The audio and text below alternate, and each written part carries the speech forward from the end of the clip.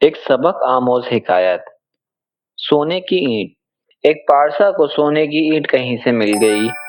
دنیا کی اس دولت نے اس کے نور باطن کی دولت چھین لی، اور وہ ساری رات یہی سوچتا رہا کہ اب میں سنگ مرمر کی ایک عالیشان حویلی بنواؤں گا اور اعلیٰ درجے کی پوشاک سلواؤں گا۔ غرض تمول کے خیال نے اسے دیوانہ بنا دیا۔ نہ کھانے پینے کا ڈھنگ رہا، نہ ذکر حق۔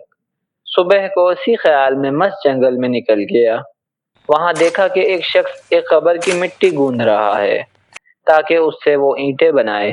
یہ نظارہ دیکھ کر پارسا کی آنکھیں کھل گئیں اور اسے خیال آیا کہ مرنے کے بعد میری قبر کی مٹی سے بھی لوگ اینٹیں بنائیں گے۔ اعلیٰ لباس، عمدہ کھانے سب یہیں دھرے رہ جائیں گے۔ اس لیے سونے کی اینٹ سے دل لگانا بیکار ہے۔ ہاں، دل لگانا ہے تو اپنے خالق سے لگا۔ یہی سوچ کر اس نے سونے کی اینٹ کہیں پھینک دی اور پہلے کی طرح زہد و قناعت کی زندگی بسر کرنے لگا۔